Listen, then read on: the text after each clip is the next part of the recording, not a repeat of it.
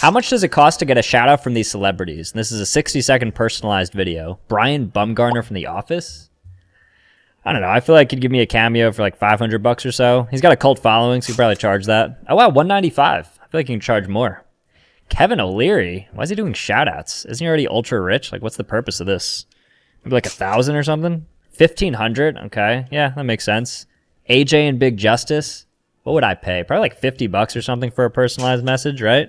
150? Okay, bit steep. Why is the founder of Apple on Cameo? I'm pretty sure he's a multi-billionaire. That's crazy. He's got to charge at least like 10,000, right? 1,600? Okay, still crazy. And Practical Jokers, that is some pull. He's probably more relevant than Kevin from The Office. Maybe like 400 or so, double of Brian. 249, not bad. And then Chris Hansen. I don't know if he's that popular nowadays, but I can see him charging a couple hundred. $99, wow. It's a steal. I tested cartoon logic in real life. Starting off by seeing if a go-kart would actually slip on a banana peel, I assembled a go-kart, got a banana peel, and tossed it behind me on the ground. You're not going to believe this, but I actually kept spinning out after driving it over, so that holds up. Next, I wanted to see if running through a wall and leaving your silhouette was possible, and so I got some thick foam board and ran the experiment, and at first glance it seemed to fail, but upon closer inspection, it kind of looked like my body. I also wanted to see if I could saw out a circle beneath me and delay my fall, which sounded good on paper, but in practice it didn't work whatsoever. Krabby Patties are cooked underwater, and so I tried recreating that environment by cooking the meal entirely submerged in water. This went about as good as you'd expect. I ate spinach before a workout to see if it would make me stronger like Popeye, and after downing the canned spinach, I, for whatever reason, was able to increase my reps. I wanted to see if a really crappy disguise would keep people from recognizing me, and so I went into a public hotspot to assess, but unfortunately it didn't work whatsoever. And then I wanted to test a boomerang because I just don't believe that boomerangs work for whatever reason. Sorry, Australians. And so I threw it, and it actually worked. Good job, Australians. I asked Gemini what I would look like if I was born in different countries, and these are the results. All right, Chinese, not too bad. I feel like that's pretty accurate, actually. Indian, okay, kind of a Chad Indian. We'll take that. I feel like I know somebody who looks like that. British, oh no. I think I dropped a few points here. This is French. I don't mind French Sam, looks solid. Filipino, okay, that'd be hype. Shout out. Australian, all right, this is the first one to not look like me whatsoever. They changed my hair color and everything. The guy looks good though. Spanish, wow, they really laid on the facial hair. I could see that. All right, Russian actually botched me completely. This is a totally different person. Very Russian look to him though. Japanese. Okay, I take it back. This might be the least like me. They just did whatever they wanted with the hair and everything. Brazilian's not bad. I actually like that look. One of the stronger ones for sure. Okay. I feel like I fit as a Turkish guy. I like the good beard. And then Mexican.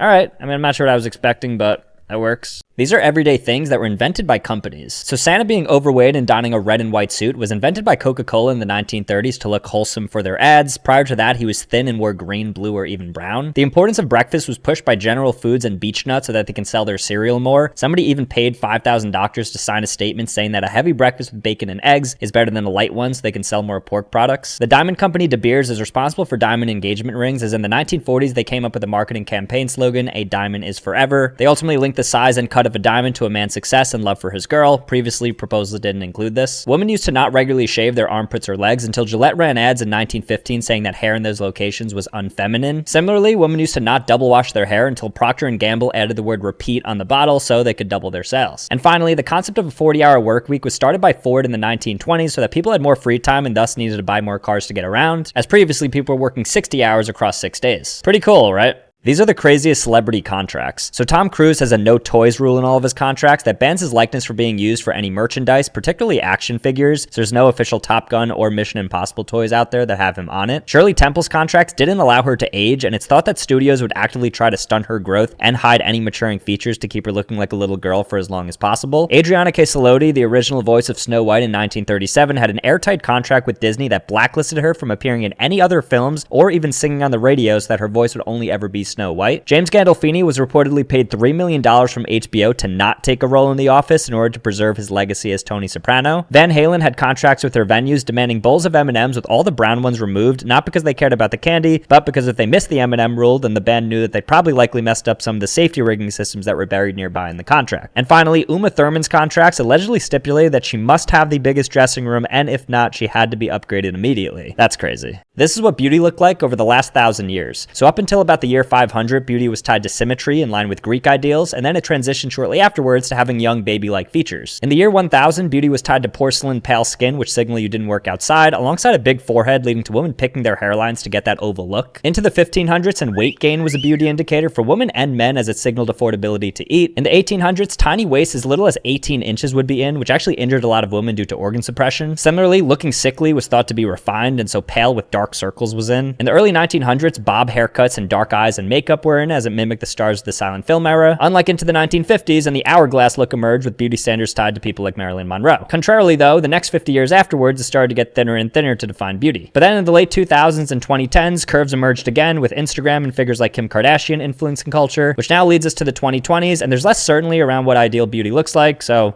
I guess it's all individual now. Pretty cool, right? These are things that don't actually exist. So Bir Tawil is an 800 square mile patch of desert between Egypt and Sudan that, thanks to a border dispute, nobody wants or claims, making it the only habitable place on earth that isn't claimed by any nation. It's been named Nobody's Land. Agloe, New York is a town that was invented in 1930 as a copyright trap on a map, and people actually built a general store there, giving it an official business, forcing redistricting to consider it on a technicality. A woman named Abigail Cologne of Colorado legally doesn't exist, as she never received a birth certificate or social security number because her father didn't trust the government, and thus he hid her identity from public records, so legally she can't get a job, license, or even a bank account. Many colors don't technically exist in reality, like magenta, which is just your eyes seeing red and blue simultaneously without green, pink, which is just red mixed with white light, and brown, which is technically just dark orange. There's no such thing as pure silence, and it's physically impossible to experience it anywhere in the universe, if not because of outside matter, but rather because your body would be too loud in a quiet environment. And finally, the concept of nothing doesn't actually exist and isn't real, as it can't be observed or conceptualized in reality. Pretty cool, right? I clicked on 100 YouTube Shorts ads to see what they want you to buy. So I opened up a new YouTube channel and started scrolling, and within 90 seconds I got my first ad for a personalized workout company called Mad Muscles. A few scrolls after that and I got a fat supplement ad, and I scrolled further and was continuously resetting my algorithm to avoid targeted content, but the health ads continued as I was then served women-specific product ads and home workout devices like Spedience. Eventually though, I stumbled on some more blue chip company ads like eBay and Dell, but the health ads were already stacking up significantly, so much so that 24 of the 50 ads that I had watched at that point were completely health related. There were a lot of hyper niche ads popping up, like one I came across for solar panels and one for this building in Korea webinar, which I might attend. And that was honestly a shock because there's so many big brands on YouTube, so why aren't they spending their money there? More of this continued though, and I was starting to get a lot of political ads at this point, which took up a good amount of the back half of this challenge. But after finishing and coming across 100 different ads, this was the breakdown. 47 health ads, 16 political ads, 10 technology ads, 9 impossible to categorize ads, and then the rest just miscellaneous. So now you know. Let's see if you know these Gen Alpha terms. Choppelganger. So I've never heard this, but I think it's just like a chop doppelganger. It's like an ugly doppelganger, ugly lookalike or something. Yeah, an ugly lookalike. Okay, nice. Get sendy. That's like full sending something, right? To like go for it. To go all in confidently. Cool. Clocking. Like if you clock somebody, you're just like, you got them. Like you're picking up on something. Recognizing or noticing something. Yep.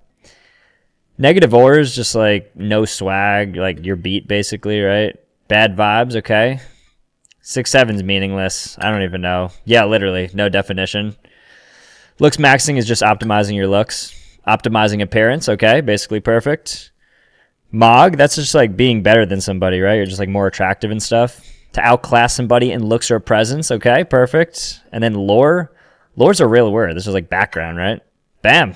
All right, perfect. What is the most popular game of all time? So looking at video games, Minecraft is the most popular game of all time with over 350 million copies sold across every platform. Though if you combine every version of Tetris since 1984, there have been over 520 million units sold, making it the most popular. More popular than video games though are sports, which are technically games, with soccer of course being the most popular with roughly 4 billion fans worldwide and over 250 million people playing it regularly in over 200 countries. But technically chess even has a higher participation rate with over 600 million chess players per year and over 95% global awareness. But even chess is significantly lower than some childhood games that are played almost universally, like rock, paper, scissors, which is used universally for conflict resolution and fun, estimated to have been played by 99% of children and adults, and tag, which has been played even slightly more across all cultures dating back to ancient times. But by far the game that every human has played or will play in some variation, giving it a 100% participation rate and thus making it the most popular game ever, is hide and seek, ranging from peekaboo all the way to full-on manhunts. It's a great game. How much money do you really save by negotiating? So I ran this experiment on 3 different items, with the first being a monitor that was listed for $400. I went in strong at $300, hoping to meet in the middle, but the guy wouldn't budge and only dropped $10. From here, I found an exoskeleton for $900,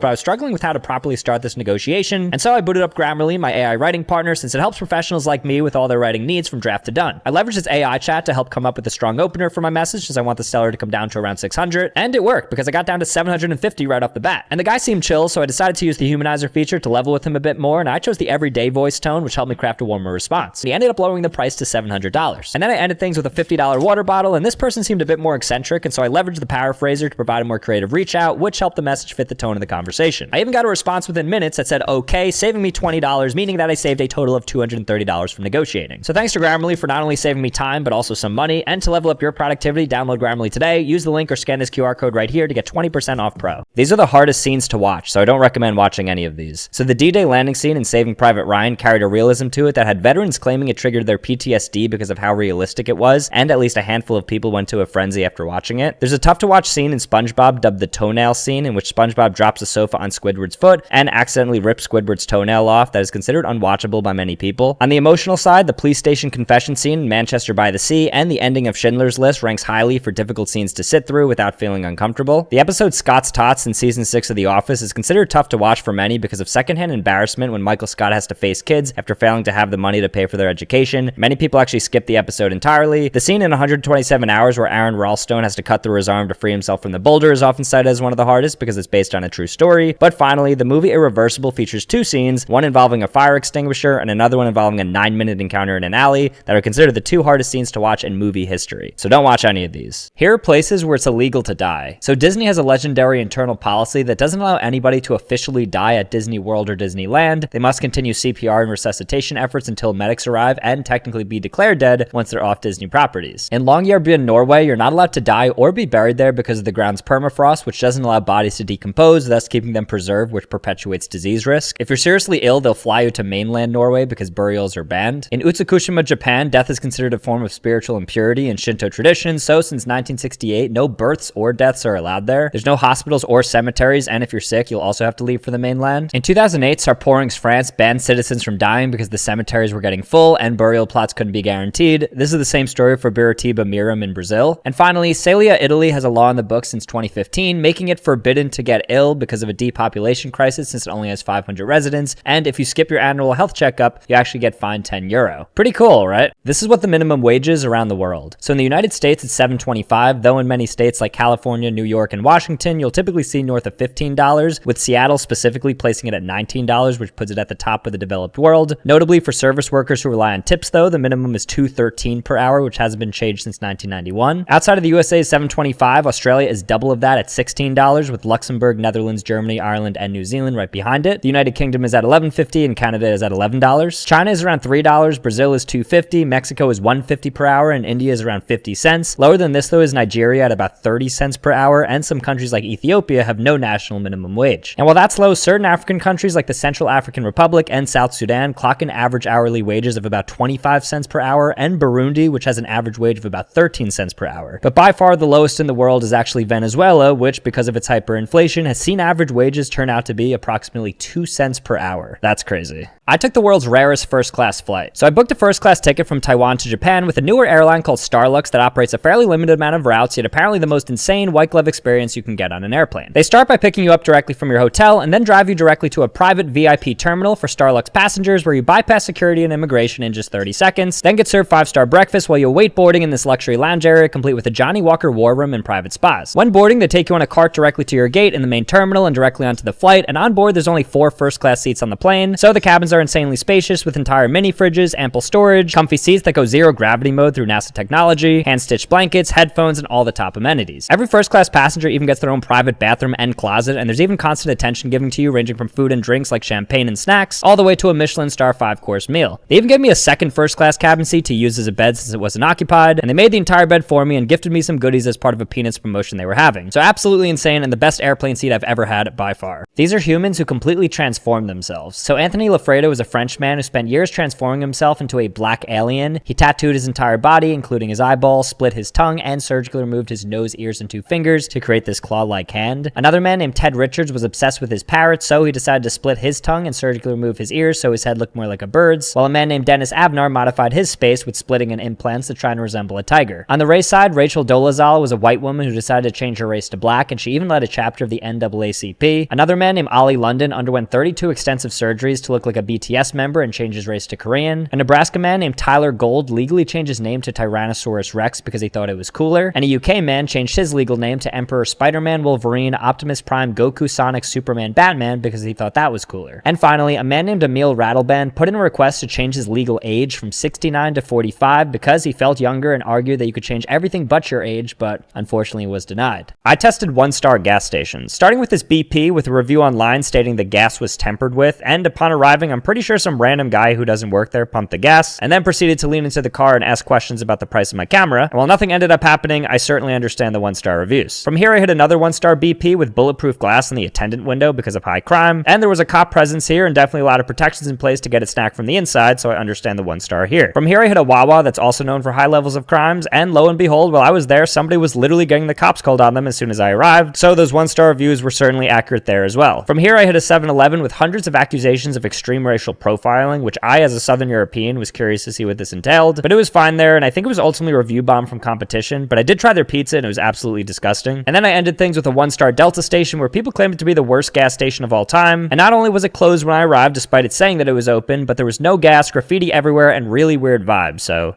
definitely deserves the 1-star. How many people are doing these things right now? Eating? Probably a lot. Probably like most humans, honestly. Let's go with like 1 billion. I guess like half the world's sleeping right now, though, so maybe like 500 million? 400 million, wow. Okay, that's an insane guess. All right, cool. Ooh, I mean, right now?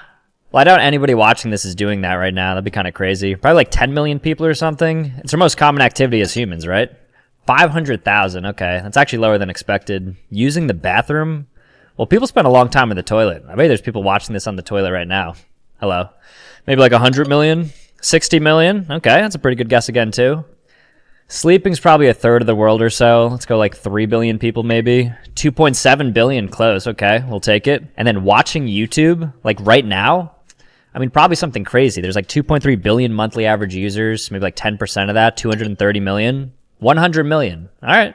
Not bad. I ordered what the person ahead of me ordered to see what I would get. So at McDonald's, I did this, and the person in front of me ordered a small Oreo McFlurry and 2 4-piece McNuggets, which was a pretty standard order, and I was happy with that meal, even getting an extra nugget in one of my packs, 8 out of 10. At Dunkin', I didn't know what to expect, but apparently the person ahead of me ordered a half dozen of assorted donuts, a classic, and I was pretty happy with my assortment, though I was missing a strawberry frosted, 7 out of 10. Wendy's was interesting because the person in front of me got a Baconator combo meal with a black cold brew, which is pretty psychotic. I didn't even know they had cold brew, and as a non-coffee drinker, it was strong, but not bad. At Taco Bell, unfortunately, I couldn't do it because it was an AI drive-thru, which I previously had issues with, so I just ordered myself a taco, 8 out of 10. And at KFC, I think the driver in front of me was ordering for his children because I got a kid's 5-piece nugget meal with Capri Sun and mac and cheese, which ironically was my favorite one yet, 9 out of 10. But the weirdest order of them all definitely belongs to Burger King, which when I did it, I ended up getting 2 trick-or-treat Halloween buckets, an order of Cinny Minis, and a Whopper with cheese. And unfortunately, the Whopper fell all over my lap while I was filming, and I was gonna eat that. 0 out of 10. What is the least amount of gas that you can put in your car? So living in New Jersey, I don't of course pump my own gas, and so instead I asked the gas attendant what the minimum amount of gas that she could put in my car would be. And to this question, she said she could just do a single dollar, which I thought was fine, but I still wasn't satisfied. So I went to another gas attendant at the Sunoco, and luckily he was able to put 50 cents in, which established a new record. I still felt we could get a bit lower though, and so I drove my car to Pennsylvania because there I could actually pump my own gas to figure out the true minimum amount. Now I'm not a veteran at pumping gas, having done it just a few times, but my logic was to just give a little love tap to the pump to squeeze out a single penny's worth, and so I geared up, ready to go, and I got 4 cents, which was the record at that point. But I felt I could still go lower, and so I tried it again, and this time after tapping ever so slightly, I actually got to 3 cents, filling up my car with just 0.010 gallons. Trying to get to 1 penny though, because I thought it was possible, I tried again and then one more time afterwards, but I was stalling out at 3 and 4 cents, which means that the bare minimum you can get is likely just 3 cents at a gas pump. And I probably wasted all that gas just starting the engine. So now you know.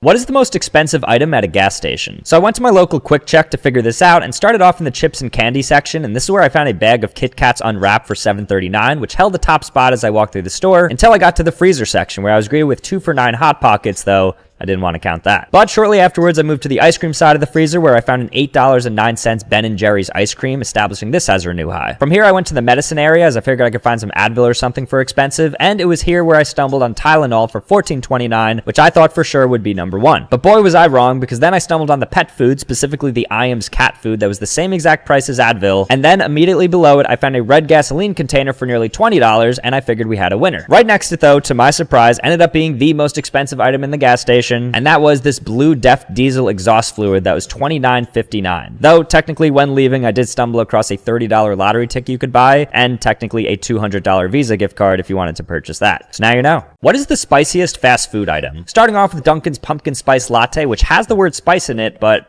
it's not spicy at all. I feel misled. At Popeyes, they actually sell a jalapeno, which is interesting, and when dipped in their sweet heat sauce, should have been extremely hot, but it wasn't, and actually tasted pretty good. Speaking of jalapenos though, Arby's and Burger King both had jalapeno poppers, which I got and dipped into their respective hot sauces, and both of them were a little bit of a letdown, having effectively zero true spice to them. The spiciest items at Wendy's was apparently their spicy nuggets dipped into ghost pepper ranch sauce, and this didn't really do too much for me, but it was definitely tasty. KFC has spicy wings now, which when paired with their hot sauce make for their spiciest item, and while the spicy wings themselves weren't hot at all, they do have a pretty decent kick to their hot sauce. McDonald's was a bit of a letdown with their spicy McCrispy sandwich with spicy pepper sauce, not even registering a little heat, but definitely the spiciest fast food item from any spot isn't actually a food item, but rather a sauce in the Diablo sauce at Taco Bell, which after trying it on a taco and by itself, I can confirm that it definitely has a little kick to it. Not much, but now you know. What happens to your body after you die? So immediately after your body temperature begins to drop until it reaches the outside temperature and discoloration begins, as you'll turn reddish purple resulting from blood pooling. At the 3-hour mark, rigor mortis begins, which is the stiffening of the muscles of the body, and this peaks around 12 hours, at which point slowly after that, your body begins decomposing with digestive enzymes and gut bacteria breaking down internal organs. About 3 days after, your body enters a bloat stage as the decomposition process creates large amounts of gas like methane and hydrogen sulfide. This is why the body starts to aggressively smell with a foul odor during this time. After about a week in, some fluids will start to leak out of your nose and mouth, and you also may notice your skin and hair starting to detach during slippage. From days 10 to 30, advanced decay of your soft tissue occurs, and your skeleton will begin to emerge around the 1-month mark. In a year following, effectively all of your soft tissue will be gone and you'll be reduced to a full skeleton. Then, depending on your surrounding environment, even your skeleton will dissolve in about 20 years unless you're mummified, preserved, or buried properly in neutral soil, in which case you can preserve your bones for hundreds if not thousands of years, but even eventually, those too will decay. So now you know. I visited America's creepiest ghost town. It's called Concrete City in Pennsylvania, and it consists of about a dozen concrete duplexes that once housed coal miners, but because of poor insulation and living conditions, they were ultimately abandoned 100 years ago, leading them to look like this. Now, it's tough to find because they're tucked away in the back of a forest off a Pennsylvania highway, but interestingly, you could still see the structures actually on Google Maps satellite imaging, and so I followed a half-mile trail until I ultimately reached the abandoned city. I was immediately met with 2 of the duplexes, which had graffiti all over them and tons of trash outside, but I wanted to explore further, and so I went inside. I was expecting to see some squatters, but instead I was met with just empty concrete rooms with more graffiti and trash, and there's even this creepy basement that I reluctantly went down, concerned that it could possibly collapse above me, but ultimately everything was fine. It was just a small area with rubble and trash. I walked through the rest of the city, seeing different units that were all quite similar, and I found another cool looking house that I wanted to explore, but no joke, a guy with a literal chainsaw started revving it from the inside, so I got the heck out of there. So luckily I picked the vacant one to tour, and it was very cool, but definitely don't do this, it's quite dangerous. These are products that lost companies billions. So the Galaxy Note 7 phone lost Samsung around $6 billion after they were forced to recall 2.5 million units because of exploding batteries. This doesn't even account for the ongoing brand damage. Amazon released the Fire phone in 2014 to rival the iPhone, but unfortunately it failed and cost them $1.7 billion in unsold inventory and R&D. Worse than this though is Microsoft's Windows Phone, which couldn't compete against iPhone and Android, and stands as one of the worst product failures in history, totaling about $10 billion in losses. MoviePass's unlimited movie ticket subscription service for $10 ended up costing the company $1.2 billion. They ultimately declared bankruptcy and went out of business before reviving themselves in 2022. Quibi was a streaming platform for quick bites of videos that never really got off the ground and shut down in 6 months after raising $1.75 billion from investors. But finally, the worst product fail in history may very well be Meta's Metaverse project, which has so far cost $60 billion and has yet to show any real traction, with next year being the big year to see if they abandon it or keep pushing. So I guess we'll find out. These are crazy superpowers that some humans have. So many people, commonly East Asian, have a gene called ABCC11 that results in a lack of body odor, mainly from the underarm, leading to them not having to wear deodorant. Perhaps cooler than this, though, is a swath of people who lack the PCSK9 gene because it allows you to virtually eat however you want without raising your bad cholesterol level. Just 40 people on Earth have golden blood, which is significant significantly more universal than even O, as it can effectively be used on anybody. Unfortunately, though, they can only receive a blood transfusion from about 9 people because it's difficult to receive compatible blood. The Moken people of Thailand and Malaysia have crystal clear underwater vision from training their eyes over time and adapting the shape when they go underwater, and they're found to have twice the performance level of a European. Many Afrikaners have a mutation of the SOST gene, which gives them unusually dense bones that prevents osteoporosis and certain injuries, while other humans have a mutation of the DEC2 gene, which allows them to function on 4 or less hours of sleep. And finally, there's a good amount of people out there with myostatin mutations, which allow them to work out just a few times per month and have extreme muscular development. So if you have any of these, that's pretty cool. Would you pay for these subscriptions? $30 a month for the best parking spot always? I mean, I live in the suburbs, so I'm not like ever pressed for spots like that, so I'd say no, but it's decent value.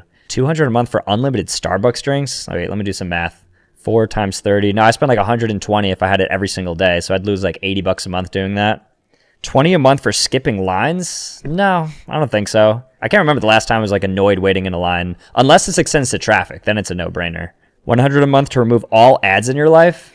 I mean, that's interesting. I don't like overly hate ads that much though, especially if they're well done. They're just content, and $100 is steep, so probably not. 20 a month to remember everyone's names and faces?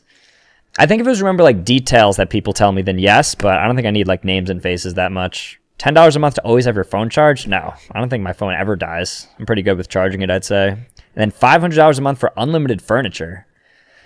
I mean, in my case, yes. These are foods that are named after celebrities. So the Shirley Temple is named after the child star Shirley Temple, so that she was able to have a mocktail while she was out to dinner with her fellow movie stars. She actually ended up hating it though, and even sued sodas for using her likeness around it. Earl Grey tea is named after Charles Grey, a British prime minister in the 1830s, and oysters Rockefeller are named after John D. Rockefeller, the world's richest man, due to the richness of the sauce. The Caesar salad isn't actually named after Julius Caesar, but rather Caesar Cardini, a restaurateur in Mexico 100 years ago after he accidentally made it during a dinner rush. Similarly, the Cobb salad isn't named after baseball player Ty Cobb, but rather Robert Cobb, the owner of the famous Hollywood Brown Derby restaurant, who made it as a late-night snack for himself using leftovers. Fettuccine Alfredo was named after the famous chef Alfredo in Rome, and Pavlova was named after the Russian ballerina Anna Pavlova to honor in the 1920s. The Granny Smith apple is named after the famous Australian botanist Maria Ann Smith following her discovery. And finally, the Arnold Palmer drink, which is made by mixing iced tea and lemonade, is famously named after Arnold Palmer, the legendary golfer, after he would order that drink at the bar. Pretty cool, right? These are the worst government mistakes in history. So in 1958, China declared war on sparrows because they ate grain, but they ended up killing so many sparrows that the locust population exploded, leaving them to eat even more important crops that the sparrows were actually protecting, which led to the Great Chinese Famine, which killed 45 million people. In a similar vein, the Indian government gave out bounties to people who brought them dead cobras in an effort to reduce poisonous snakes on the street, but the people were instead breeding cobras and then killing them to get more cash, and they ended up with even more cobras in the streets than when they started. In 1858, the city of London allowed waste to be dumped into the Thames River, but the following summer became so hot that it was cooking the sewage, which led to the entire city smelling like swamp as a result. The US government gave Texaco permission to drill for oil underneath a lake in Louisiana, but a coordinate miscalculation led to them hitting a salt mine, which deleted the nearby ecosystem and cost $500 million in damages. And finally, the US has a $1.7 trillion mega project underway in which they want to create a do-it-all airplane for the Air Force, Navy, and the Marines to save money long term, but ironically, the planes are 10 years behind schedule and they're already over budget with little to show. That's a lot of money. Let's try to guess the price of these weird Facebook Marketplace items. A 1-year-old Black Angus mixed cow? That feels pretty premium. I could see a good cow going for a few $1,000s, maybe $3,000. $1,600. Okay. I mean, I don't know farm animal prices, but that feels like a steal. Somebody's natural dreads? I mean, based on the picture, that's a lot of hair to work with. Kind of rare to get your hands on that. I could see this being like $300 or so. $100. Wow. I might unironically buy this. Ultra rare Cheez-It? I mean, that does look pretty crazy. 3 infused in 1. That's no joke. I could see it going for like $100 maybe. Good collector's item. 1 million? All right. So this is like a joke listing. A whoopin'?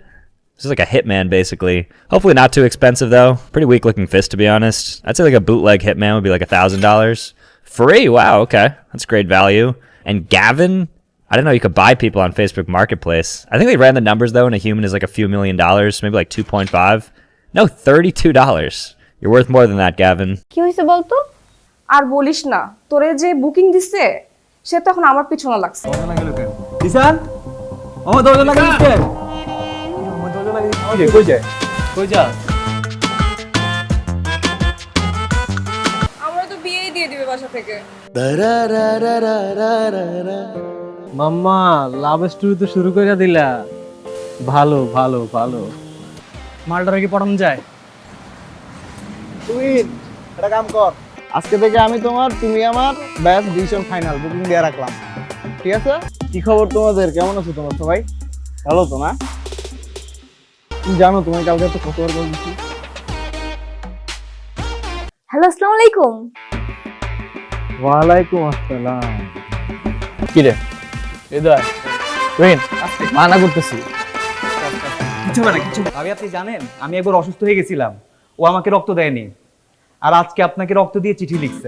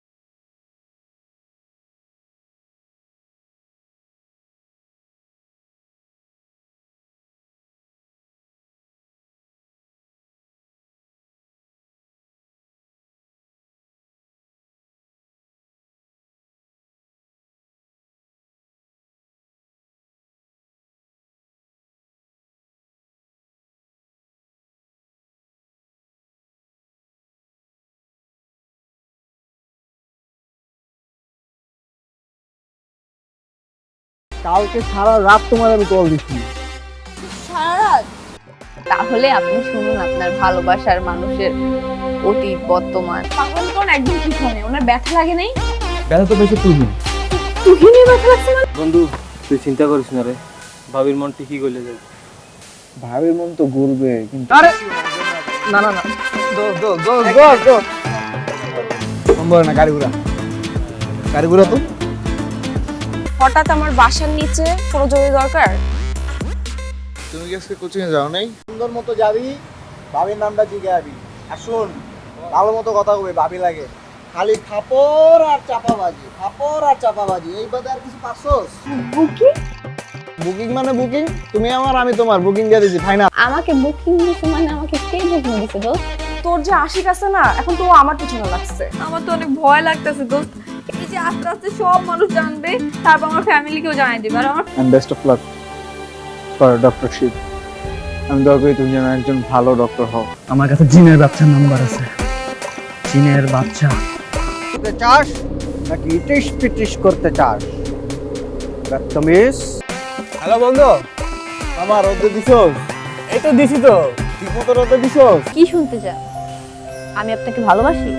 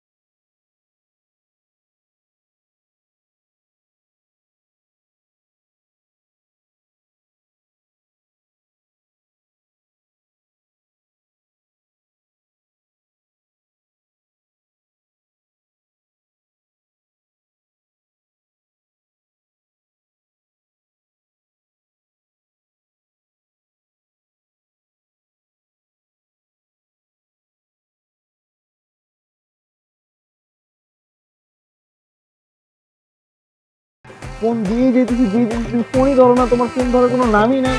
কোনো কথা তোমার কোন ধরনের কেন এবারে এক্সামের preparation কিরকম তোদের? আমি তো খুবই এক্সাইটেড, কারণ আমার প্রিপারেশন খুবই ভালো।